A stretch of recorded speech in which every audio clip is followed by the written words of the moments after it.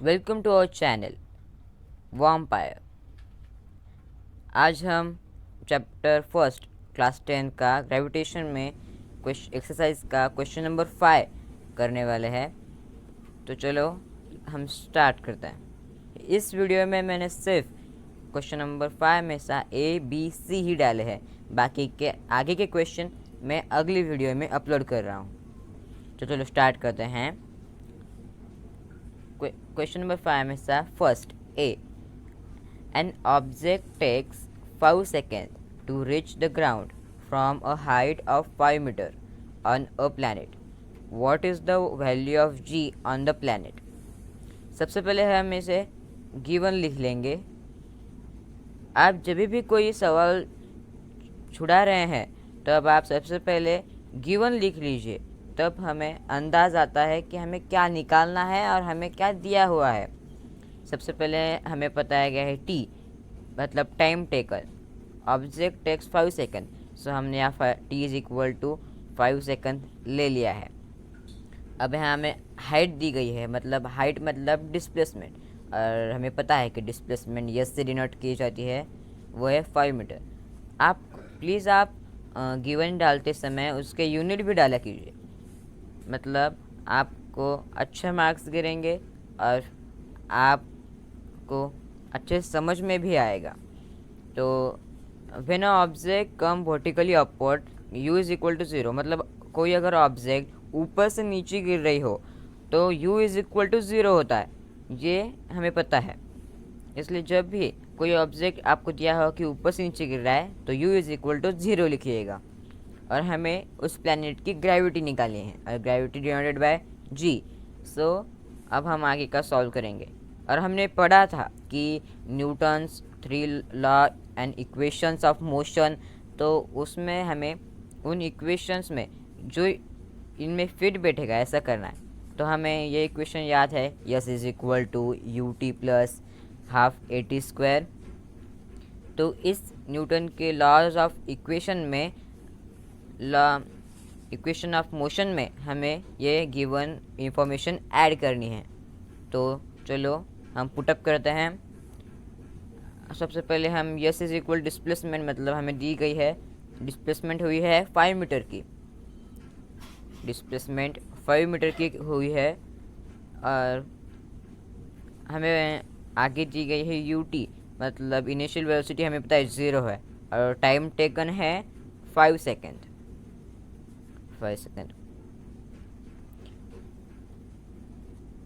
Plus half a T square. So हमारे पास ए मतलब एक्सेलरेशन और हमारा जी मतलब एक्सेलरेशन ड्यू टू ग्रेविटी, इसलिए हम जी डिनोट करेंगे। और हम टाइम टेकन है 5 सेकंड, तो हम 5 का स्क्वायर लेंगे, 5 सेकंड स्क्वायर। अगर आपको ये इक्वेशन में यूनिट हार्ड लग रहे हैं तो आप नहीं डालेंगे तो भी चलेगा। सच में कहे जाए कि आप अगर इक्वेशन छुड़ा रहे हैं तो आपको यूनिट डालने की ज़रूरत नहीं है। लेकिन आपको अगर हमें जो निकालना है उसका यूनिट नहीं पता तो हमें यूनिट डालना पड़ेगा। लेकिन हमें पता है कि ग्रेविटेशन का क्या है यूनिट, मीटर पर सेकंड स्क्वायर, इसलिए हम सीधा वो पुटअप करेंगे, यूनिट नहीं लेंगे। तो हम देख रहे हैं कि अब ये 5 सेकंड हमने इक्वेशन में कर लिया है, 5 का स्क्वायर 25 कर लिया है। और अब हम ये ज़ीरो क्यों आया है, क्योंकि हमें पता है किसी भी संख्या को अगर ज़ीरो से मल्टीप्लाई किया जाए तो वो ज़ीरो ही आएगी, इसलिए यू ज़ीरो आया। फिर हम हाफ, हमारे पास 25 जी है। तो अब हम देखेंगे कि ये 2 5 से मल्टीप्लाई हो जाएगा, 5 into 2 is equal to 25 g. तो हम देयरफॉर सो ये 10 हो जाएगा, और 25 g, 10 is equal to 25 g. तो therefore g is equal to 10/25। कई बच्चे ऐसे करते हैं कि 25/10 कर देते हैं और गलत हो जाता है, लेकिन हमें 10/25 करना है, क्योंकि इक्वेशन के अनुसार हमें 10/25 ही करना है। इसलिए फिज़िक्स और मैथ ये दो ऐसे हैं सब्जेक्ट जिनमें हमें प्रैक्टिस की बहुत ज़रूरत पड़ती है, क्योंकि एट दैट मोमेंट पेपर के टाइम हम ये सब रिपीट नहीं कर सकते हमारे मिस्टेक्स। तो हमने ये निकाल लिया है और हमें पूछा गया था कि ग्रेविटेशन, तो हमें 0.4 मीटर पर सेकंड स्क्वायर मिल गया है। और ये याद रखिएगा कि हमें जब भी ग्रेविटेशन या वेलोसिटी या डिस्प्लेसमेंट निकालने के लिए कहा जाए तो हमें यूनिट ज़रूर डालना है, यूनिट, क्योंकि यूनिट पे भी मार्क होता है, इसलिए हमने यूनिट डाला है ग्रेविटी का। आप सारे क्वेश्चन पहले ध्यान से पढ़ लिया कीजिए और फिर सॉल्व किया कीजिए। और वैसे भी ये क्वेश्चंस बहुत इजी है, लेकिन हमें लगता है कि वो हार्ड है। लेकिन अब हम सेकंड क्वेश्चन करेंगे, क्वेश्चन बी। तो क्वेश्चन बी में हम सबसे पहले हम क्वेश्चन पढ़ लेंगे। The radius of planet is the half of the radius of planet B. If the masses of A is ma, what be the mass of B?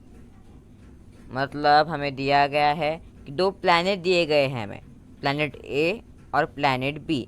So what must be the masses of planet that the value of G on B is half of its value on A. मतलब हमें यहाँ full information दे के रखी है। तो हमें सबसे पहले बताया गया है कि planet A is radius of planet A is half than planet B. मतलब सबसे बड़ा प्लैनेट कौन सा है? प्लैनेट बी सबसे बड़ा प्लैनेट है, क्योंकि उससे हाफ रेडियस का प्लैनेट ए है। सबसे पहले हम यहाँ लिख लेंगे फॉर प्लैनेट ए। आप कहेंगे हमने फॉर प्लैनेट ए और फिर आगे हम लिख रहे हैं फॉर प्लैनेट बी, ऐसा क्यों लिखा है? तो देखिए, हम इंफॉर्मेशन दो प्लैनेट्स की है तो हम कंफ्यूज होता है कभी कभी, इसलिए हम ऐसे बीच में कॉलम करके या सिर्फ थोड़ी सी जगह छोड़ के हम ऐसे लिख लेंगे। मतलब हमें याद रहेगा और हम जैसे इंफॉर्मेशन दी गई है वैसे ही प्लैनेट ए के लिए और प्लैनेट बी के लिए पुटअप करे जाएंगे। उससे टाइम भी बचेगा और कन्फ्यूजन भी नहीं होगा। तो the radius of planet is half the radius of planet B the mass of A. मतलब रेडियस ऑफ प्लैनेट ए क्या है? फॉर प्लैनेट ए में हम सबसे पहले रेडियस लिख लेंगे। मैं रेडियस लिख रहा हूँ, आप सिर्फ आर लिखेंगे तो भी चलेगा। रेडियस क्या है? उससे हाफ है। मतलब हम अगर पुटअप करेंगे radius of planet B R होगा, तो रेडियस ऑफ प्लैनेट ए हमने लिखा है r/2, तो यहाँ आर होगा। ये बात हमें ये चेक कर लेना है कि रेडियस ऑफ प्लैनेट आर है तो वो उसका हाफ है। मतलब हम पहले लिख सकते हैं प्लैनेट ए का, लेकिन हमें ध्यान में रख कर करना है। फिर हमें लिखे लिखा है कि मासेस के बारे में, तो हम प्लैनेट ए का मास लिखेंगे। क्या है वो?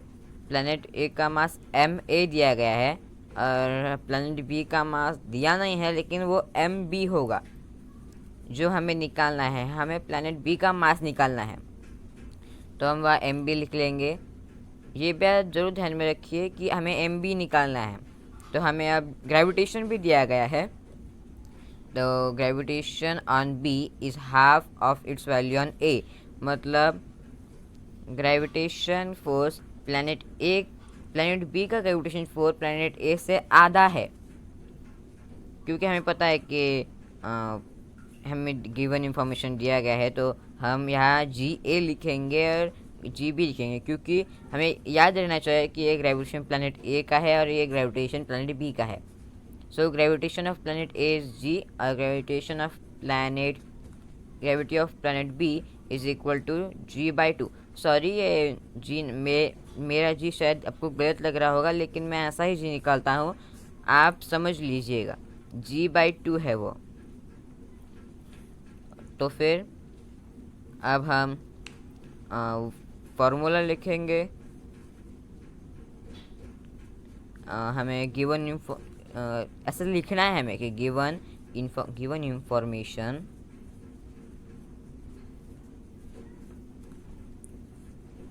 ऐड इन फार्मूला, ऐसे हमें लिखना है तो अच्छा दिखता है वो। और जो एग्जामिनर है वो भी पेपर चेक के समय हमारे इंप्रेशन पता है कि हमने स्टेप भी लिखी है। तो हमें पता है कि formula gravity is equal to gm/r²। G1/r² होगा ऐसा। फिर इसका दोनों में सेम ही होगा फॉर्मूला, क्योंकि प्लैनेट के हिसाब से वो बदलता नहीं है, इसलिए दोनों का फार्मूला सेम ही रहेगा क्योंकि वो फार्मूला है। और फिर हम ये सब इंफॉर्मेशन इसमें पुटअप करेंगे। तो प्लैनेट ए का ग्रेविटी क्या है, वो सिर्फ जी है, और ग्रेविटेशन फोर्स जी से ही डिनोट करेंगे हम, कैपिटल जी। और मासेस क्या दे रखा है ये बात ध्यान में रखिए, आप एम भी वैसा मत लिखिए, एम ए लिखिए वहाँ पे, एम ए अपॉन r², मतलब रेडियस। तो रेडियस का दिया है हमें r/2। कई बच्चे ऐसे गलती करते हैं, r/2 लिखते समय हम ये r का स्क्वायर लेना भूल जाता है, लेकिन हमें याद रखना है कि r/2 का स्क्वायर है, वो सिर्फ r का स्क्वायर नहीं, इसलिए ब्रैकेट करके। फिर हमें प्लैनेट बी का ग्रेविटी निकालनी है। तो हम सबसे पहले प्लैनेट बी की ग्रेविटी क्या है, g/2 है, इज इक्वल टू जी, और इसका मास क्या है, एम बी है। तो फिर रेडियस, उसका रेडियस सिर्फ r है, लेकिन r नहीं, यहाँ फार्मूला में हमें r² लिखना है। तो फिर अब ये हो चुका है। अब हम इसे और इसका स्क्वायर लेंगे, r²। r का स्क्वायर हम निकाल नहीं सकते, लेकिन हम 2 का स्क्वायर निकालेंगे, GMA अपॉन r/4। अब ब्रैकेट नहीं, आप सिर्फ r पर स्क्वायर लिखिएगा, क्योंकि r का स्क्वायर हमें पता नहीं है। अब हमने ये 4 निकाल लिया है। तो अब हमें ये करना है कि ये नीचे का 4 है वो ऊपर मल्टीप्लाई में जाएगा, ये r²/4 ऊपर जाके मल्टीप्लाई में जाएगा, मतलब ये हो जाएगा 4g into m of planet A. आप इसे ma मत कहिए, आप मास ऑफ प्लैनेट ए, मतलब m ऑफ प्लैनेट ए ऐसा कहेंगे तो आपको ज़्यादा अच्छे से समझ में आएगा, इसलिए मैं m ऑफ प्लैनेट ए कहूँगा। तो अब हम प्लैनेट बी पर जाएंगे, तो ये g/2 उधर जाकर मल्टीप्लाई हो जाएगा, और वो हो जाएगा 2gm of planet B, m of planet B. हाँ, मैंने ऊपर स्क्वायर नहीं लिखा था, सॉरी। अब ये हम इक्वेशन दे देंगे, हमें इस इक्वेशन 1 देना है और इक्वेशन 2 देना है। तो फिर हम ये पता चल गया कि इन दोनों का, प्लैनेट ए और बी का, हमने ग्रेविटी निकाल ली है, और हमें ये पता चला कि ये दोनों का LHS, मतलब राइट है, लेफ्ट हैंड साइड ये सेम है, ये जी और जी, तो ये राइट हैंड साइड भी सेम ही होगी, लेफ्ट हैंड साइड का सेम है तो राइट हैंड साइड भी सेम होगी, इसलिए हम लिख लेंगे फ्रॉम फर्स्ट एंड सेकेंड। तो हम ये दोनों सेम लिख लेंगे, मतलब 4gm of A upon r²। देखिए हमें r² इज इक्वल टू, यहाँ पे हम लिखेंगे 2g of m of planet B upon r² लिख लेंगे हम ऐसा। देखिए अब ये सेम आ गया है, कैसे, ये LHS और RHS, यानी नीचे जगह नहीं है इसलिए मैं बाजू में ऐसे कर रहा हूँ। तो हम ये उल्टा कर लेंगे, मतलब हम देखिए ये हमें आ गया है 2gm of b upon r²। तो फिर हम क्या करेंगे कि m ऑफ b, देखिए हम इधर का सारा ये 2g अपॉन r² इधर ट्रांसफ़र कर देंगे, मतलब हो जाए इधर का इधर लेंगे, मतलब 4g of m of a upon r², और ये इधर मल्टीप्लाई में चला जाएगा। तो मतलब लेकिन जाते समय वो उल्टा हो जाएगा, मतलब ये 2g अपन आर स्क्वायर वहाँ मल्टीप्लाई नहीं होगा, वह आर स्क्वायर बाय 2g ये मल्टीप्लाई होगा, क्योंकि ये रूल है कि अगर आप साइड चेंज कर समय मल्टीप्लाई का डिवाइड में होता है एंड डिवाइड का मल्टीप्लाई में होता है, तो फिर ये हो गया। तो देखिए अब ये आर स्क्वायर कट हो जाएंगे सेम, ये जी कट हो जाएगा, और फिर ये 2 1 सा 2, 2 2 सा 4, तो आ गया। तो अब M of planet B is equal to ये क्या है 2g है, देखो ये 2 है, ये सब कट हो गया है, यहाँ बचा है 2m of A, 2m of ए बच गया है। देखिए आपको समझ में आ रहा होगा। और देखिए यहीं पे हमारा आंसर आ गया है कि M B is equal to 2ma। देखिए यहीं पे हमारा आंसर, बहुत सिंपल ये क्वेश्चन, ये भी क्वेश्चन बहुत सिंपल था, सिर्फ समझ लेने की ज़रूरत है हमें। देखिए मतलब प्लैनेट एम का मास, एम प्लैनेट बी का मास है, प्लैनेट बी का मास आधा है प्लैनेट ए से।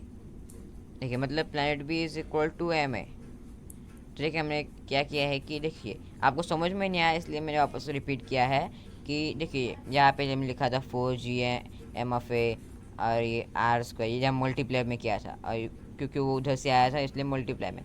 तो देखिए हमने कट कैसे किया, ये आर स्क्वायर कट, बाद में ये एम नहीं जी और जी कट, और फिर ये 4, 2 1 सा 2, 2 2 सा 4, मतलब ये हो जाएगा 2ma, ये हो जाएगा 2, ये सब कट होगा, सिर्फ अब बचाए 2ma। तो मतलब हमारा आंसर यही आ जाएगा कि mass of planet B is equal to of mass of planet A, M of B, ऐसा होगा। ये बहुत सिंपल क्वेश्चन है, सिर्फ आपको एक बार समझ लेना है। M of planet B is equal to, sorry ये गलती से प्लैनेट बी हो गया है, ये प्लैनेट ए है, सॉरी हाँ सॉरी, ये प्लैनेट ए, मतलब M of B is equal to M A. आपको समझ में आ रहा होगा। एक बार हम फिर से ये पूरा मैं बताता हूँ कि हमने कैसे किया। तो सबसे पहले हमने ये दो कॉलम कर लिए प्लैनेट ए के लिए और प्लैनेट बी के लिए।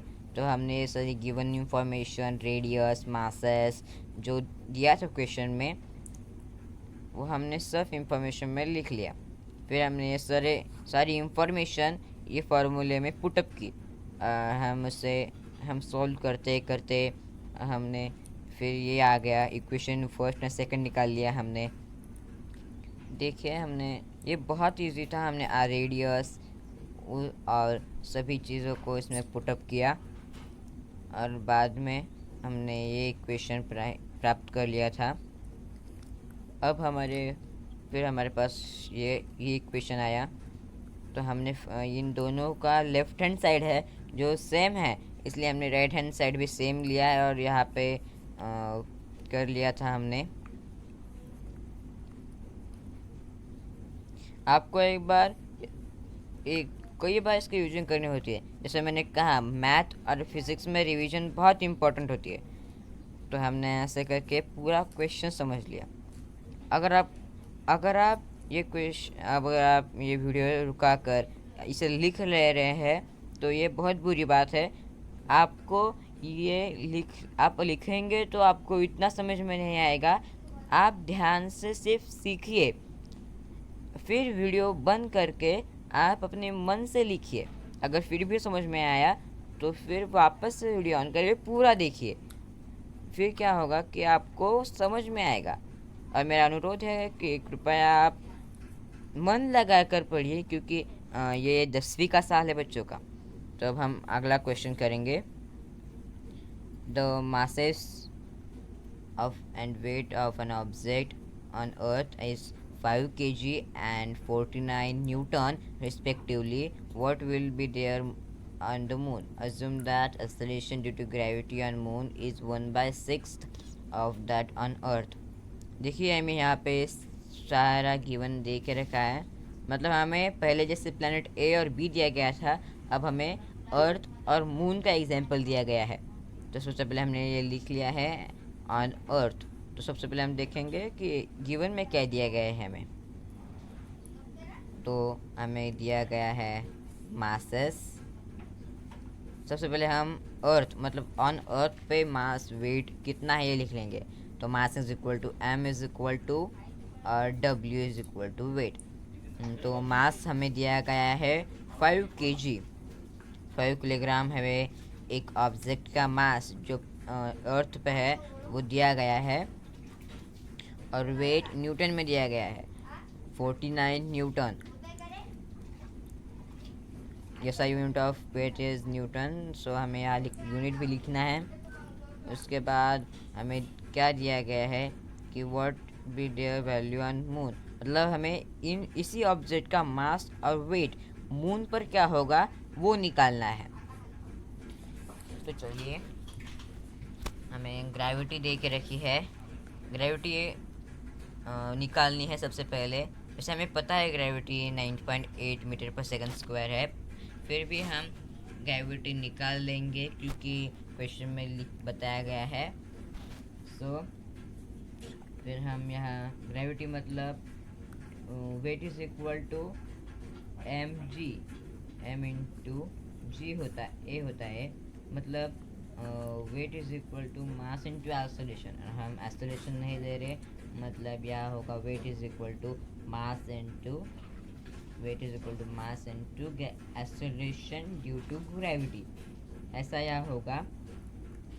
अब आप हम यहाँ सब पुटअप कर लेंगे। तो हमें वेट दिया गया है 49, मास हमारे पास 5 है और जी।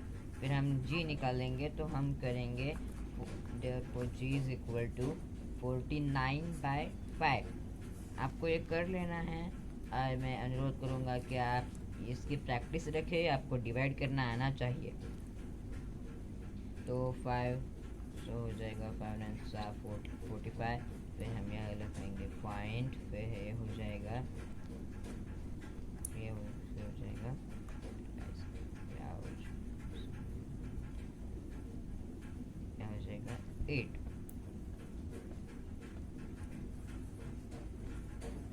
मीटर पर सेकंड स्क्वायर।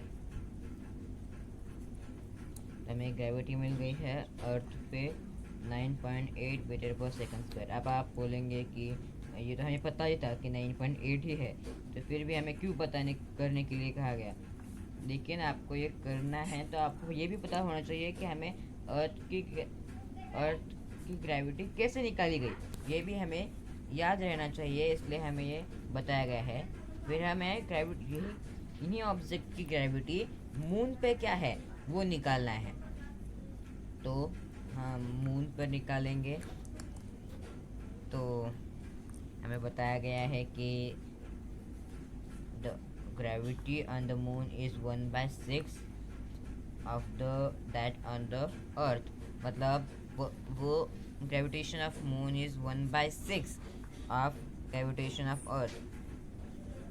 तो जी ऑफ एम मतलब gravity on moon, and G of E मतलब ग्रेविटेशन ऑन अर्थ।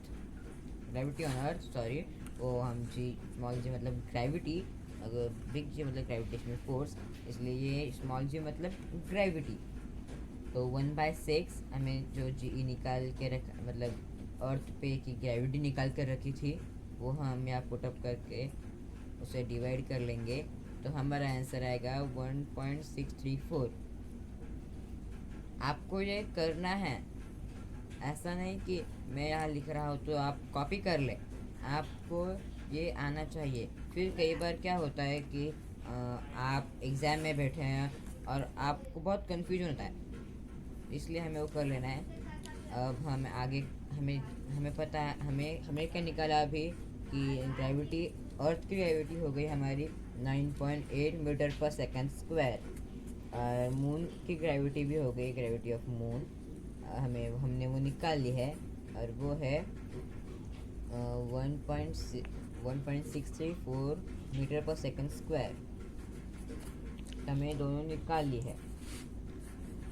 अब क्या, तो हमें जो दिया गया है उसके अनुसार हमें इस क्वेश्चन में बताया गया है। तो द वैल्यू ऑन मून, तो मतलब वो 1/6 है। तो हमें सबसे पहले यहाँ लिख लेना है ऑन मून, मतलब सबसे पहले वीडियो की शुरुआत, मतलब इस क्वेश्चन की शुरुआत में हमने ऑन अर्थ लिखा था और अर्थ पे ग्रेविटेशन मास को लिख लिया था। अब हम ऑन मून लिख के वहाँ का मास। एक बात ध्यान में रखिए, मास इज ऑलवेज कांस्टेंट, मतलब मास हर जगह पे सेम ही रहेगा। वेट भले ही अलग अलग हो लेकिन मास सेम ही रहेगा, इसलिए मास वही 5 kg आएगा। और जैसे मैंने कहा वेट बदलता रहता है, वेट ग्रेविटेशन फोर्स के ऊपर डिपेंड है, इसलिए वेट अलग अलग होता है।